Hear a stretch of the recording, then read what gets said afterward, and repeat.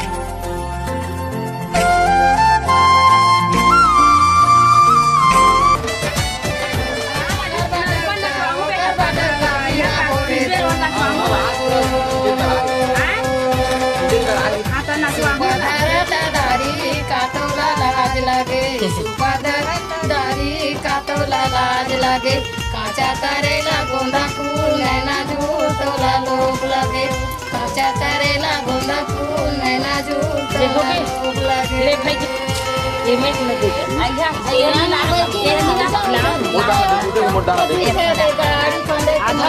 हां दे जाते ना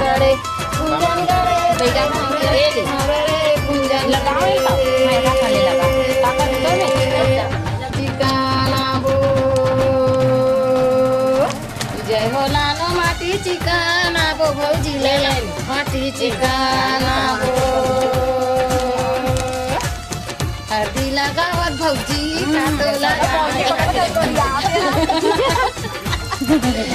हल्दी चुकरा डाल भौजी का तो लाज लगे भौजी देखा नहीं ताकत है वो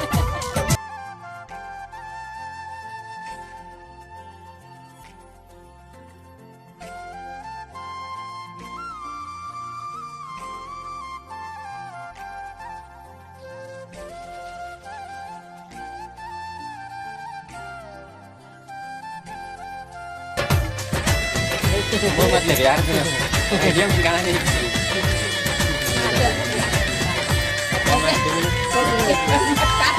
एक आध मिनट खत्म और बाकी है ना देखिए आसिम खरी